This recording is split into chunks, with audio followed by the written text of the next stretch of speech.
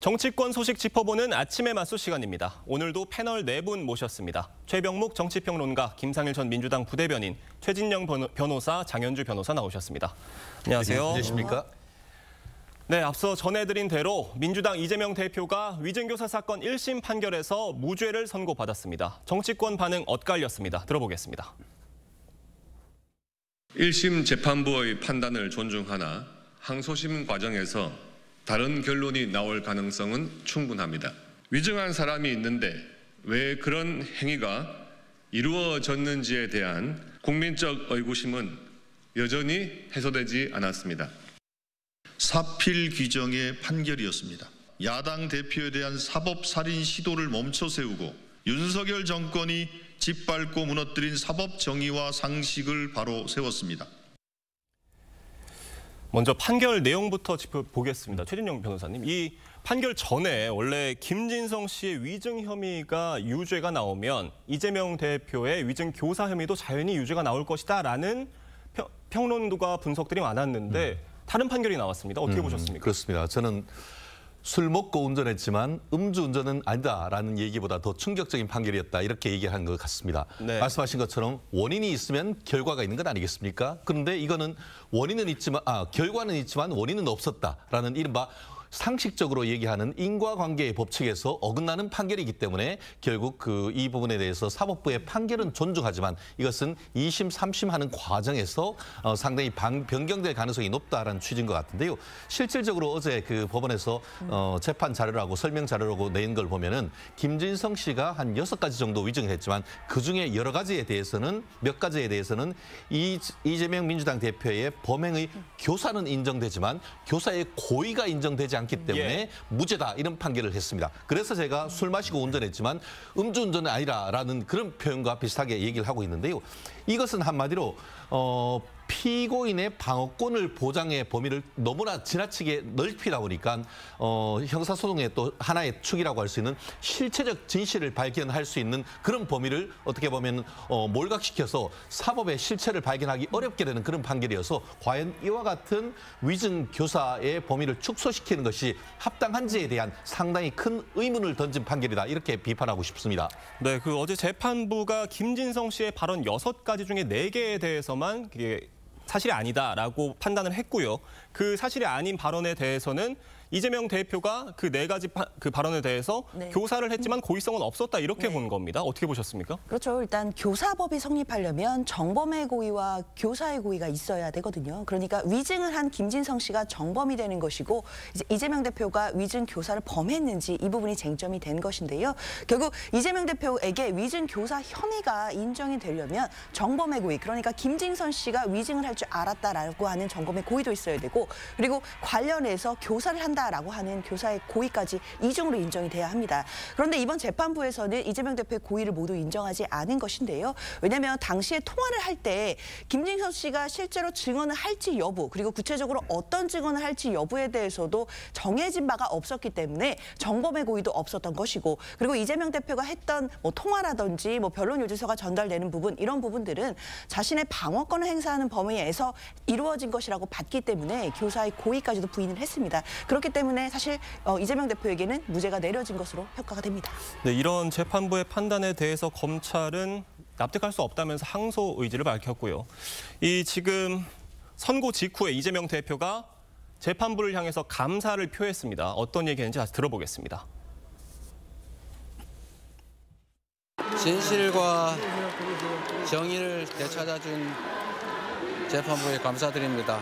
이제 정치가 이렇게 서로 죽이고 밟는 것이 아니라 서로 공존하고 함께 가는 그런 정치면 좋겠습니다.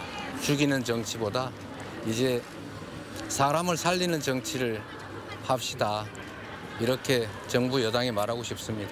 네, 고맙습니다. 네, 대표님 최병묵 편집장님, 원래 이재명 대표가 지난 선거법 1심 선고 때는 재판 결과가 나온 뒤에 나와서 아무 말도 하지 않았거든요. 이번에는 다소 홀가분해 보이기도 한다는 얘기들도 있을 정도로 얘기를 했어요. 아니 이번에 이제 무죄를 선고받았으니까 이제 그렇게 얘기를 하는 거고, 지난번엔 징역 1년, 집행유예 2년이죠.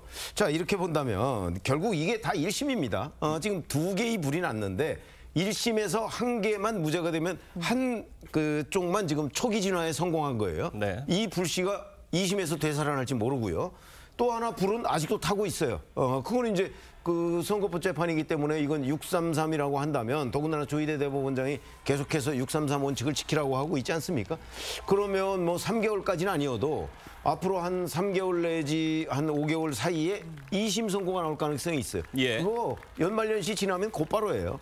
그렇기 때문에 제가 보건대 뭐 한숨을 돌렸다고는 하지만 이재명 대표로서는 자 우선 이 위증교사 2심에 대해서 촉각을 곤두세워야 할 판이고 지금 선거법에 관해서는 지금 뭐 계속해서 불이 활활 타오르고 있기 때문에 네. 결코 안심할 수 없는 상황이다 이렇게 말씀드릴 수 있겠습니다. 네, 뭐 지금 선거법 그 최종 판결은 내년 상반기에 나올 수 있다 이런 분석들도 있는 것 같고요. 또 하지만 일단 위증교사 재판에서는 무죄가 나왔습니다. 민주당에서는 어제 네. 재판 판결 어떻게 봤습니까?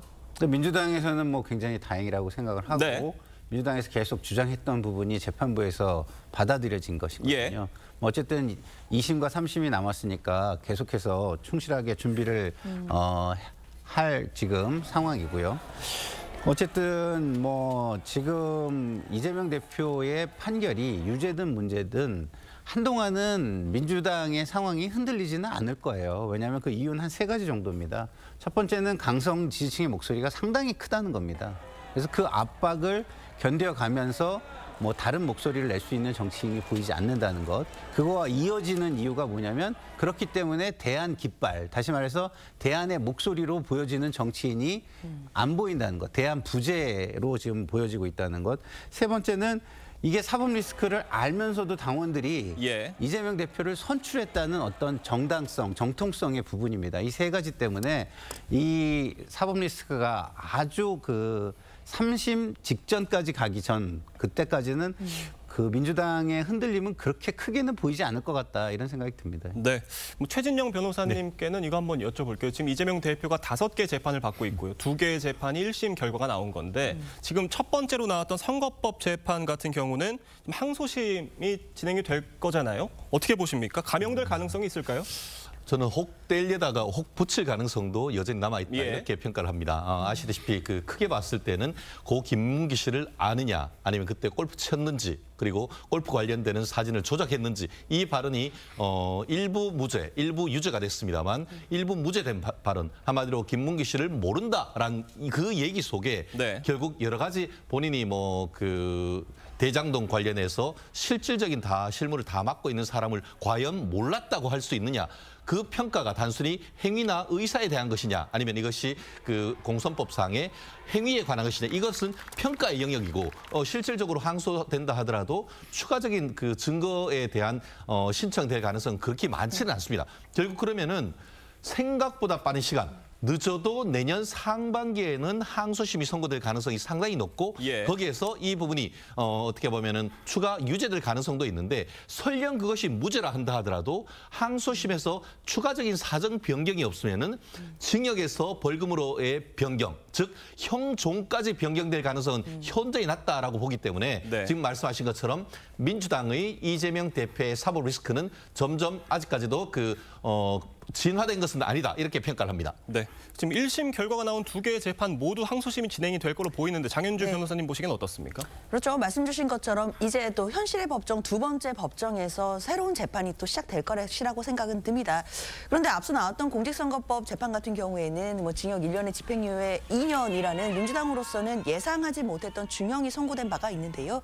이 부분에 대해서는 사실 항소심에 가서 유죄를 전제로 해서 감형을 다투는 것이 아니라 아예 무죄 주장을 하고 있습니다. 특히 이재명 대표 측에서는 1심 판결에 여러 가지 법리적으로 모순점이라든지 아쉬운 점들 아마 항소심에 가서 제대로 한번 다퉈볼 예정이기 때문에 그렇다라고 한다면 결론 자체가 사실관계 자체가 유죄에서 무죄로 바뀐다라고 한다면 결과가 달라질 가능성도 있어 보이고요. 네. 그다음에 뭐 어제 나왔던 위증교사 혐의에 대해서도 검찰이 항소를 하게 된다라고 한다면 항소심에 가서도 다시 한번 또 무죄를 다툴 것으로 보입니다. 네, 이렇게 어제 재판 결과로 이재명 대표가 정치적 어떤 모멘텀을 마련을 했다 이런 평가들 나오고 있습니다. 민주당은 대여 공세를 더 높일 분위기인데 앞으로의 전국 상황 어떻게 예측하십니까?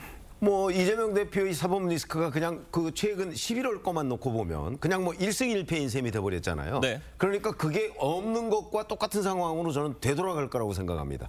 민주당은 김건희 특검법 밀어붙이고 뭐 국민의힘은 아마 재표결에서 또 부결시킬 가능성이 대단히 높고요. 그러니까 예. 지난번에 4표가 이탈했는데 이번에는 아마 4표 보다 더 낮은 뭐 3표나 뭐 이 정도가 될 가능성이 높다. 그럼 부결이죠. 네. 그럴 가능성이 있고 검사 탄핵 뭐 이거는 이제 뭐 이렇게 된 마당에 이재명 대표는 더욱더 이제 그 이창수 서울중앙지검장이나 뭐 등 이 수사 지휘부에 대한 탄핵을 밀어붙일 것이고 예. 그러면 또 똑같이 결국은 국회에서 통과되겠죠. 워낙 압도적 다수니까 그렇게 돼서 헌재에 넘어가서 심리하는 헌재에서 지금 검사 탄핵 심리하고 있잖아요. 예. 그거와 똑같은 현상이 벌어질 것이다.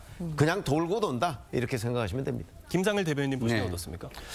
저는 어쨌든 뭐 김 여사 특검법의 요구는 굉장히 거세질 것 같아요. 예. 왜냐하면 일단 그것이 민심이거든요.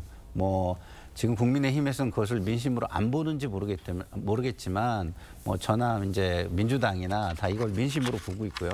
그렇지만 이제 검사 탄핵을 밀어붙이는 부분은 한 번 정도 더 생각을 해보는 게 좋지 않을까 이런 생각이 드는 게 이게 국민들이 볼 때 권력을 가진 자의 사적 감정, 뭐 감정적 대응 이렇게 보여질 수도 있어요. 그러면은 이재명 대표로서는 수권 정당 이미지로 나가고 굉장히 안정적인 지도자 이미지로 나가는데 오히려 좀 어떤 불안감을 줄 수 있는 요소가 될 수도 있거든요. 그래서 이 부분에 대해서는 대표가 한번 생각을 해서 의원들하고 뭐 진지한 뭐 내부 토론을 한번 거쳐보면 어떠실까 이런 생각도 듭니다. 네, 알겠습니다. 다음 소식을 짚어볼 텐데요. 이런 상황에서 국민의힘 내홍이 점입 가경입니다. 당원 게시판 논란인데요. 급기야 당 지도부에선 공개 설전까지 벌어졌습니다. 그 모습 먼저 보겠습니다. 당에서 한동훈 대표 사퇴와 같은 글을 쓰는 사람들은 고발한다. 이런 기사가 나왔습니다. 제가 한 말씀 드리죠. 발언하실 때 사실관계 좀 확인하고 말씀하시면 좋겠는데요. 그런 고발을 준비하고 있는 사람이 없습니다. 사실인지 아닌지 모르겠고 그런 기사가 났다. 네, 기사를 보고 말씀. 그게 무슨 말씀인지 모르겠네요. 제가 먼저 말씀드릴까요? 이재명 대표 선거라고 조금 숨통 트이는 것 같으니까 이제 당대표 흔들고 끌어내려 보겠다는 얘기 아닌가요? 저 정도 글을 못 쓴단 말이에요? 왕조 시대입니까? 당의 익명 게시판이 대통령하고 당대표 욕하라고 만들어준 거 아니에요? 어제 국민의힘 최고위 회의 상황인데 보통 이제 최고위 회의를 하고 나면은 정치부 기자들이 그 최고위 회의가 비공개로 전환이 되고 백브리핑 기다리라고 앞에서 진을 치고 있잖아요. 그 정치부 기자들이 어제 비공개 회의된 그 회의장 안에서 고성이 들리고 설전도 들렸다고 그런 얘기들도 있습니다. 이 상황 어떻게 보십니까? 지금 짤막하게 이제 공개 회의 장면을 보셨는데, 예. 그러니까 그런 고발한다는 기사가 나왔으니까 그 부분에 대한 진위 여부와 뭐 이런 것들을 지금 김민전 최고위원이 질문하는 거잖아요. 그러면 그게 뭐 사실관계 확인이라는 게 뭐 더 필요한가요? 그런 기사가 나왔는데 이 기사가 맞느냐? 당 지도부한테 묻는 거잖아요. 본인도 지도부의 일원이지만. 그럼 뭐 답변하면 될 것 같은데 그거를 무슨 말인지 모르겠다는 그 사실 자체가 저는 왜 그 발언이 거기서 나왔는지 모르고 저러니까 바로 고성이 오고 가는 거고 이 당원 게시판 문제는요. 그 결국은 지금 그 한동훈 대표의 그 뭐 부친이나 뭐 아니면 부인이나 뭐 이런 사람들이 이제 당원 게시판에 뭐 윤석열 대통령 비판글 뭐 이런 걸 썼다 뭐 이런 이제 의혹 제기가 된 거잖아요. 예. 그럼 본인이 물어서 가족들한테 물어봐서 아니 만약에 그게 사실이라면 뭐 적절한 건 아니죠. 그러면 뭐 그 사과하면 되는 거고 사실이 아니면 사실이 아니라고 얘기를 하면 되는데 왜 그런 쉬운 길을 접어놓고 자꾸 저렇게 싸움하러 드는지 잘 이해가 되지 않습니다. 네, 저희가 방금 봤던 대로 한동훈 대표가 굉장히 격앙된 모습으로 입장을 밝히기는 했는데 그 안에는 여전히 지금 최병모 편집장님 말씀해 주신 대로 뭐 누가 썼다에 대한 대답은 들어있지 않았었거든요. 어떻게 보셨습니까? 근데 저는 좀 입장이 약간 달라요. 네. 왜냐하면 저는 약간 제도를 굉장히 사람보다는 제도를 존중하는 주의자거든요. 예. 그럼 뭐냐면 실명 게시판이 존재하는데 익명 게시판을 왜 만들죠? 그 제도 자체를 존중해줘야 되는 게 저는 있다고 봐요. 그게 대표의 부인이든 가족이든 당원 게시판의 익명성은 그렇죠. 그대로 존중을 해줘야 된다는 말씀이시죠? 하면은 익명 게시판을 만든 공익성이 그걸 하나하나 파내서 문제 삼는 것보다 훨씬 저는 크다고 봅니다. 예. 그렇잖아요? 그게 누구의 가족이건 간에. 그런데 그거를 부셔가면서 뭐 사적인 어떤 인사의 말을 문제 삼아야 된다면 익명 게시판은 왜 만드는 겁니까? 그리고 저 같은 사람이 만약에 대통령을 뭐 이렇게 시원하게 쓴소리를 하고 싶어요. 근데 익명이라 그래서 썼는데 제가 쓴 걸 가지고 나중에 밝혀졌다고 해가지고 거기에 김상일로 썼어 이런 식으로 나온다면 그럼 익명 게시판을 만들어 놓고 저를 뭐 올가매고 오히려 미끼를 던진 것뿐이 안 되는 결과 아닙니까? 그래서 저는 제도의 안정성이 훨씬 공익이 크다라는 차원에서 한 대표의 입장은 공인으로서 저는 어느 정도는 인정을 해줘야 된다 이런 생각입니다. 네, 한동훈 대표가 어제 백브리핑에서도 얘기를 한 내용인데 이 명태균 리스트와 관련된 사람들이 자신들 이슈를 덮으려고 이 공격을 하는 거다 이렇게까지도 주장을 했습니다. 최진용 변호사님 보시기엔 어떻습니까? 사실 명태균 씨 관련되는 사건을 제가 하면서 관련되는 수사 기록도 봤지만 한 가지 확실한 것은 거기에 한동훈이라는 이름은 없다는 겁니다. 그 반면에 윤석열 대통령이라든가 아니면은 홍준표 대구시장이라든가 기성 물론 뭐 윤 대통령을 기성 정치인이라고 얘기할 수 없지만 기성 정치권에 있었던 이름들은 많이 나오는 반면에 한동훈 대표에 대한 얘기가 없다 보니까 이와 같은 얘기가 나올 수도 있는 것 같은데요. 다만 그럼에도 불구하고 과연 한동훈 대표가 이런 식으로 해서 말씀하는 것이 맞는지에 대해서는 저도 상당히 의문입니다. 저는 좀 전에 그 이상일 평론가님 말씀하신 것처럼 한동훈 대표는 법조인이기 때문에 제도 자체, 특히 익명 게시판이란 그 취지 자체를 우선시켜야 된다는 그런 어떤 논리가 더 중요한 것이지 마치 어떻게 보면 지금 얘기가 나오는 사람들이 나를 공격하기 위해서 그걸로 통해 가지고 어떻게 보면은 그 본인에 대한 의혹을 덮기 위해서란 이런 어떤 비판은 오히려 한동훈 대표의 어떤 정당성을 훼손할 수 있는 부분이기 때문에 조금 더 전략적인 발언이 좀 필요하다 이렇게 평가를 하고 싶습니다. 네, 지금 국민의힘이 이렇게 서로 친윤계와 친한계가 싸우고 있을 때가 아니다 이런 비판들 계속 나오고 있는데 민주당에서 보시기에는 지금 국민의힘 상황 어떻게 보고 계십니까? 일단 민주당에서 볼 때는 사실 국민의힘의 내분을 좀 이해하기는 어렵습니다. 사실 뭐 당원 게시판 내용을 가지고 뭐 사실 친윤계, 친한계가 저렇게 대리전 양식으로 뭐 사실상 갈등을 표출하는 것이 국민들 보시기에는 집권 여당으로서 좀 한심하다라고 보실 수도 있을 것 같아요. 지금 경제와 민생이 이렇게 지금 급박한 상황이고 힘든 상황인데 집권 여당이 해야 될 일들이 정말 많은 상황이거든요. 그럼에도 지금 집안 싸움에 매몰되어 있다라는 부분들에 대해서는 국민들께서 계속 지켜보실 거라고 생각이 들고 사실 이런 분열 양상들이 내일 모레 예정되어 있는 28일이죠. 내일 모레 사실 김건희 여사에 대한 특검법이 재표결이 예정되어 있습니다. 만약에 그때 이 내분 상황들이 익명 투표에서 또다시 분출된다라고 한다면 사실 지난번에 최소 4표 이탈표가 있었기 때문에 뭐 이번 28일에는 또 이탈표가 증가할 수도 있지 않겠느냐 뭐 이런 분석도 나오는 것 같습니다. 제가 짧게 하나 더 얘기하면요. 한동훈 대표 가족의 문제는 불법의 문제거나 국민들의 굉장히 큰 의혹이 아니잖아요. 근데 오히려 대통령 지금 그 부인의 의혹은 굉장히 불법에 대한 의혹이고 굉장히 국민적으로 큰 의혹인데 그거는 얘기하지 않으면서 대표의 저런 의혹을 얘기하는 거를 국민들이 볼 때 이것을 그 내부의 자기 권력 다툼으로 보지 국가를 위한 거나 국민을 위한 것으로 볼까 이런 생각은 좀 듭니다. 저는.